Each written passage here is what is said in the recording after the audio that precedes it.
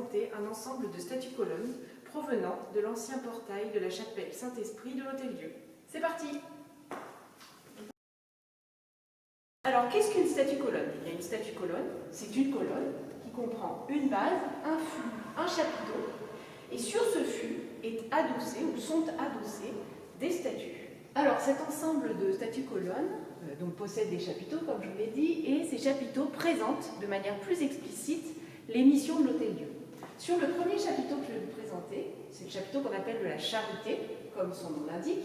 Vous avez une femme qui représente la charité et qui distribue d'une main du pain à un personnage barbu et voûté, et de l'autre des vêtements à un personnage qui est nu et qui va enfiler ce vêtement.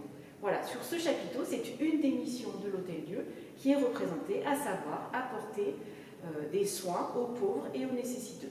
Sur l'autre chapiteau, vous avez donc sculpté sur deux faces de la corbeille 5 personnages, dont un qui est alité, qui est vraisemblablement malade, et qui est pris en charge par 2 personnages, ici une femme et un homme, qui sont des donats et donades. Des donats et donades, comme leur nom l'indique, sont des personnes qui se donnent entièrement, eux-mêmes et leurs biens, afin d'apporter des soins aux pèlerins les plus pauvres. Donc encore là, une des missions de l'Hôtel-Dieu qui est représentée.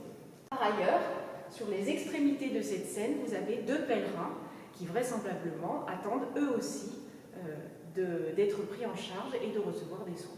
Si la chapelle Saint-Esprit existe encore aujourd'hui à l'Hôtel-Dieu, son portail, lui en revanche, a été démonté au XVIIIe siècle.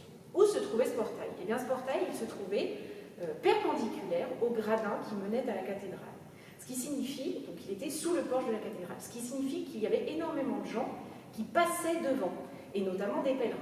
Donc finalement, ce portail était là comme une publicité, entre guillemets, qui présentait les missions de l'Hôtel-Dieu et qui prévenait les pèlerins de manière à ce qu'eux sachent ce qu'ils pouvaient trouver à l'intérieur. L'ancêtre de la pub, en somme.